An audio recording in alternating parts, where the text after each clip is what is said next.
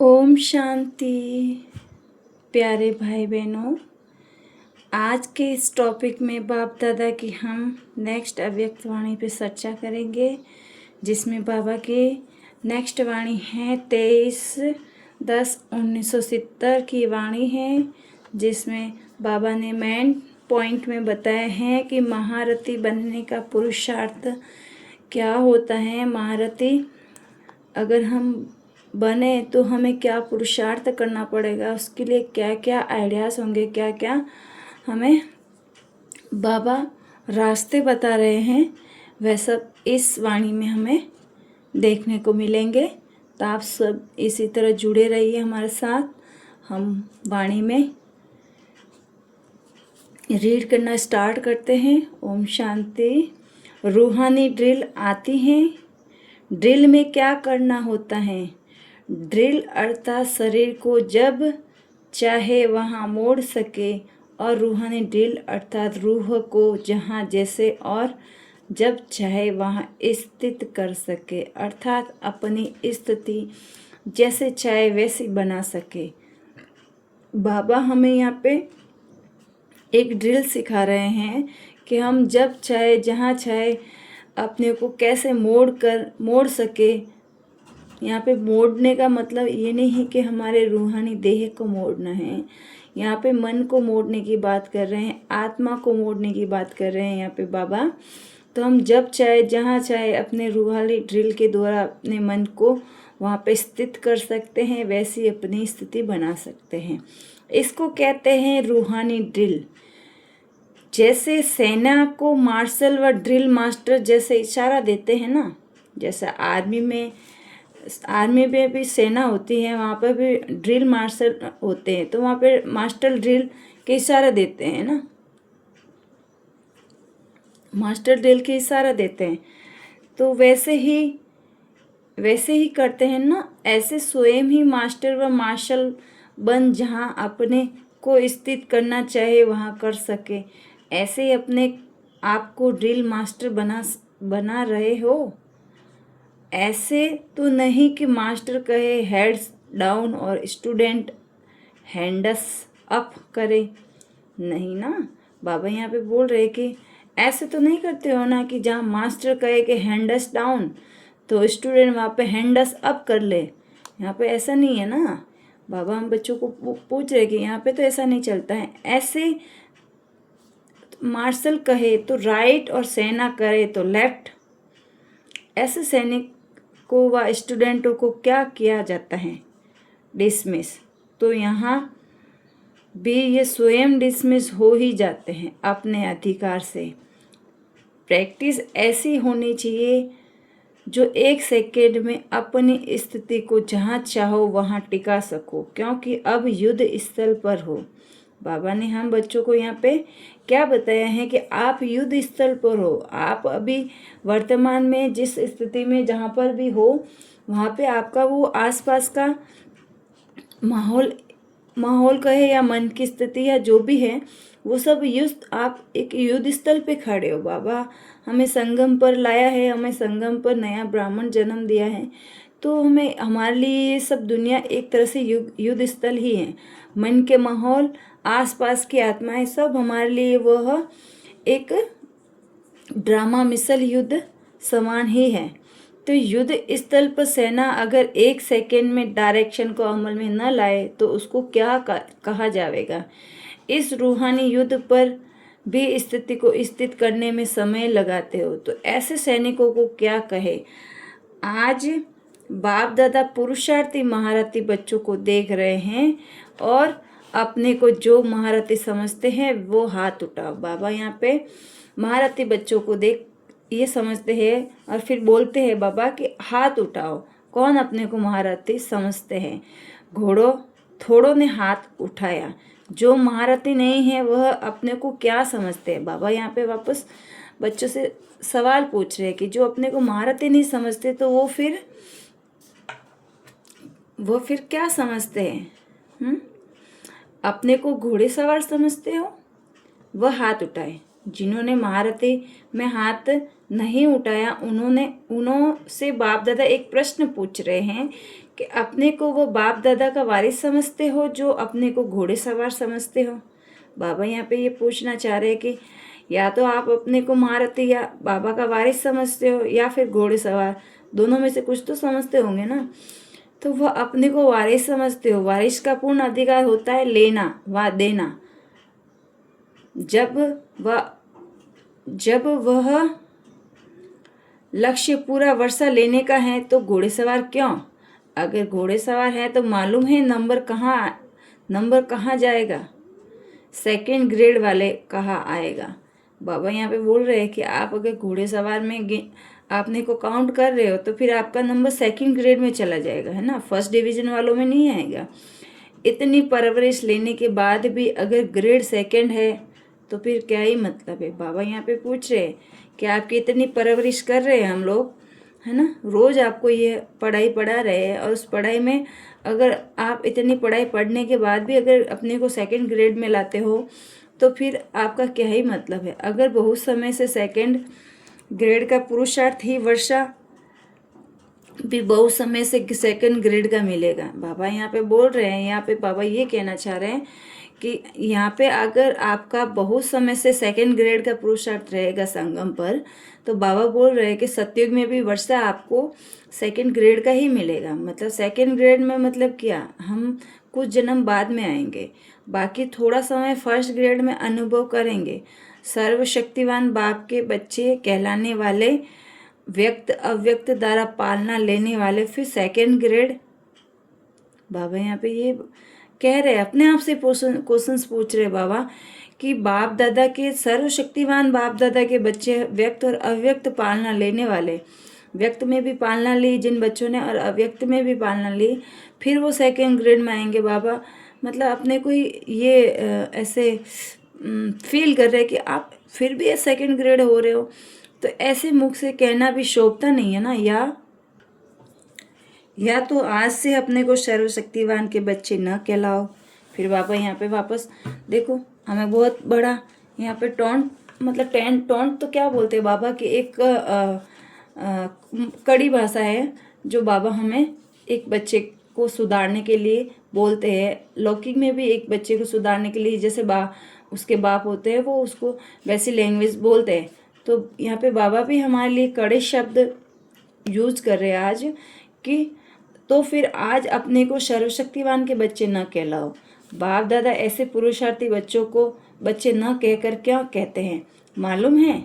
बच्चे नहीं है, कच्चे हैं। अभी तक भी ऐसा पुरुषार्थ करना बच्चों के समान लायक नहीं दिखाई पड़ता। इसीलिए फिर भी बाप दादा कहते हैं कि बीती सो बीती। देखो बाबा ने यहाँ पे कितने कड़े वर्ड यूज किए बच्चों के लिए, है ना, कितनी डांट फटकार लगाई है, लेकिन फिर भी बाबा को बाद में रहम आता है कि बाप दादा फिर भी कहते हैं कि बीती सो बीती, जो बीत गई उस पर बिंदी लगा दो। बाबा यहाँ पे बोल रहे, और फिर अब जैसे बाबा बोल रहे हैं कि हो गया, हम लौकिक में भी बोलते हैं कि हो गया सो हो गया, उसको मतलब उस पर पानी डालो, है ना, ऐसा हम फील करते हैं। और फिर बोलते हैं कि आज से नया शुरू करते हैं, ऐसा लौकिक में भी बोलते हैं। बाबा भी यहाँ पे यही बोलना चाह रहे हैं कि बीती सो बीती करो, अब से अपने को बदलो। बाबा यहाँ से फिर से बदलने के लिए बात कर रहे हैं कि अपने अब से ही बदलो आप, है ना। अगर पहले नहीं बदल पाए तो क्या हुआ, आप अभी से स्टार्ट कर दो नई जर्नी। महारथी बनने के लिए तो फिर सिर्फ दो ही बातें याद रखो। कौन सी?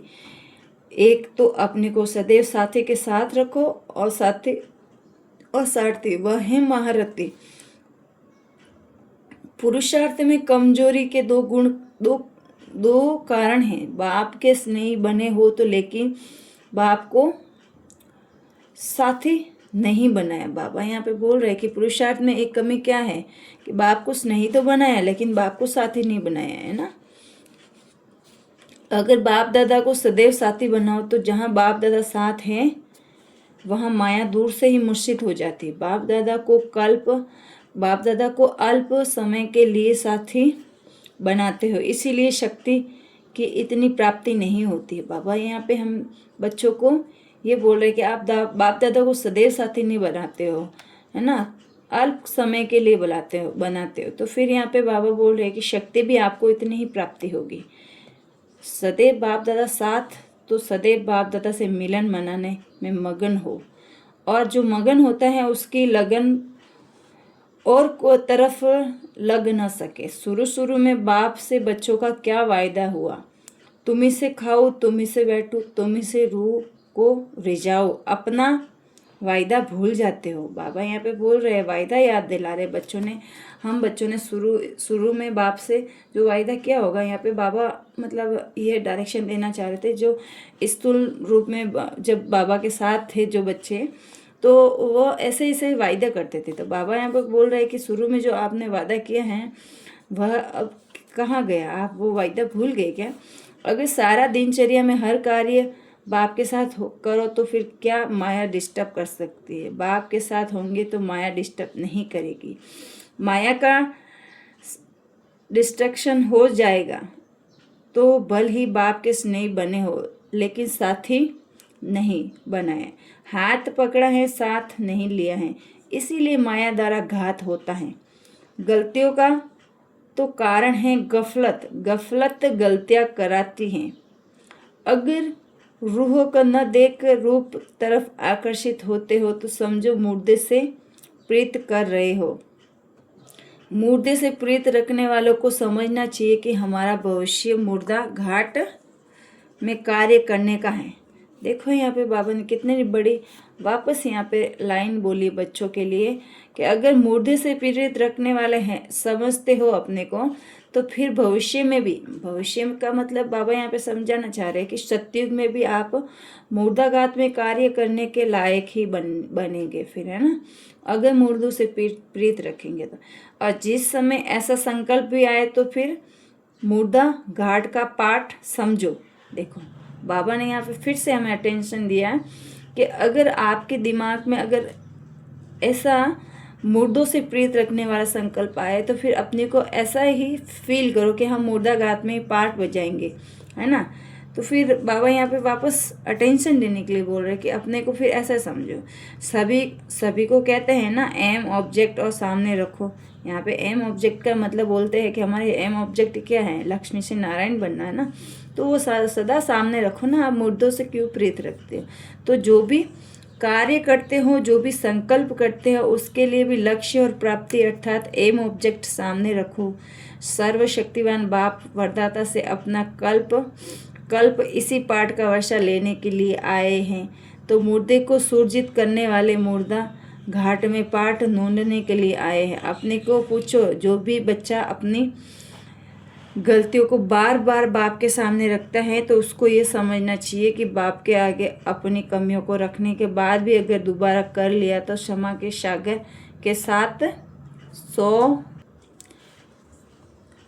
100 गुना सजा भी ड्रामा प्रमाण स्वतः ही मिल जाती है। अपने को 100 गुना सजा से बचाने के लिए सदैव बाप दादा को अपने सामने रखो। हर कदम बाप दादा को फॉलो करते चलो। हर संकल्प को, हर कार्य को अव्यक्त बल से व्यक्त रूप द्वारा वेरीफाई कराओ।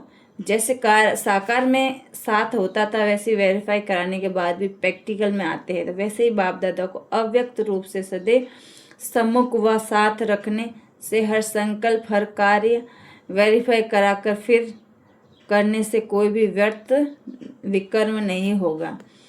कोई द्वारा भी कोई बात सुनने हो तो बात के साज में न जाकर राज को जानो। राज को छोड़ साज में सुनने से नाजुकपन आ जाता है। कभी भी नहीं सोचो कि फलाना ऐसे कहता है तब ऐसा होता है, लेकिन जो करता है सो पाता है, ये सामने रखो। दूसरे के कमाई का आधार नहीं लेना है, न दूसरे की कमाई में आंख जानी चाहिए, जिस कारण ही ईर्ष्या होती है। इसके लिए सदैव बाप का ये स्लोगन याद रखो कि अपनी घोट तो नशा चढ़े, दूसरे के नशे को निशाना नहीं बनाओ, लेकिन बाप दादा के गुण और कर्तव्य को निशाना बनाओ। सदैव बाप दादा के कर्तव्य की स्मृति रखो कि बाप दादा के साथ में ही अधर्म विनाश और सत्य धर्म की स्थापना के कर्तव्य अर्थ निमित्त बनी हुई हो।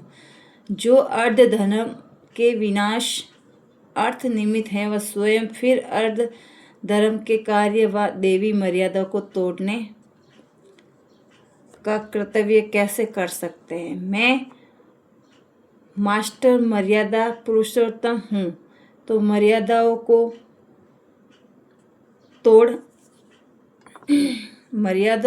तोड़ नहीं सकता। ऐसी स्मृति से समान और संपूर्ण स्थिति हो जाएगी। समझा?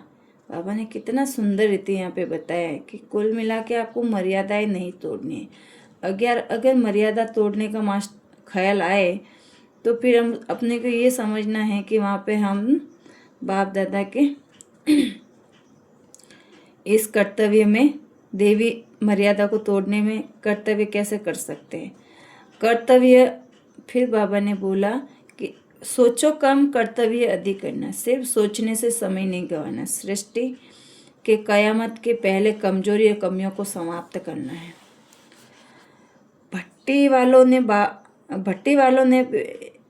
भट्टी में अपना रूप और रंग अनेक रौनक बदली की है। अनेक रूप बदलना मिटाया है।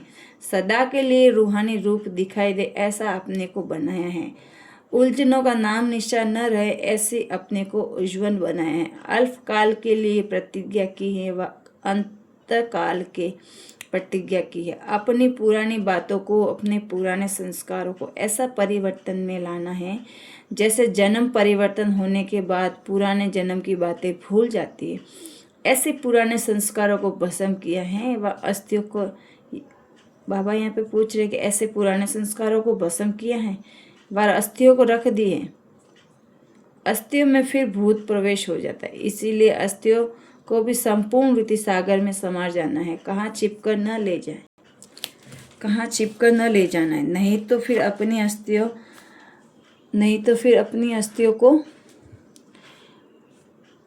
स्थिति परेशान करती रहेगी। संकल्पों की भी समाप्ति करनी है। अच्छा, यहाँ पे बाबा ने फिर आगे बताया बच्चों को कि तुम हर एक बच्चे को पुरुषार्थ करना है कि तख्त नशीन बनने का, न कि तख्त नशीन के आगे रहने का, है ना। यहाँ पे तख्त नशीन बनने का बोल रहे बाबा, न कि तख्त नशीन के आगे रहना है। तख्त नशीन तब बनेंगे जब आप समीप बनेंगे। जितना जो समीप होगा उतना समानता में भी रहेगा। तुम बच्चों के नैनों को कोई देखे तो उनको मुक्ति, जीवन मुक्ति का रास्ता दिखाई दे। ऐसा नैनों में जादू हो तो आप के नैन कितने सेवा करेंगे। नैन भी सर्विस करेंगे तो मस्तिष्क भी सर्विस करेगा। मस्तिष्क क्या दिखाता है आत्माओं को? बाप। आपने अपने मस्तिष्क बाप को परिचय हो तो ऐसी सर्विस करनी है, तब समीप के सितारे बनेंगे। जैसे साकार में बाप को देखा मस्तक और नैन सर्विस करते थे। मस्तक में ज्योति बिंदु रहता था, नैनों में तेज त्रिमूर्ति के याद का। ऐसे समान बनना है। समान बनने से ही समीप बनेंगे। जब आप स्वयं ऐसी स्थिति में रहेंगे तो माया क्या करेगी? माया स्वयं ही खत्म हो जाएगी। तुम बच्चों को रेगुलर बनना है। बाप दादा रेगुलर किसको कहते हैं? रेगुलर उसको कहा जाता है जो सुबह से लेकर रात तक जो भी कर्तव्य करते हैं वह श्रीमत प्रमाण करता है। जब सब में रेगुलर, संकल्प में, वाणी में, कर्म में, चलने में, सोने में, सब में रेगुलर। अगर रेगुलर चीज़ अच्छी होती है तो जितना जो रेगुलर होता है उतना दूसरों की सर्विस ठीक कर सकता है। सर्विसेबल अर्थात संकल्प भी सर्विस के सिवाय न जाए, ऐसी सर्विसेबल और कोई सबूत बना सकते हैं। सर्विस केवल मुख की ही नहीं लेकिन सर्व कर्मेंद्रिया सर्व में तत्पर हो। जैसे मुख बिजी होता है वैसे मस्तिष्क नैन सर्विस में बिजी हो। सर्व प्रकार की सर्विस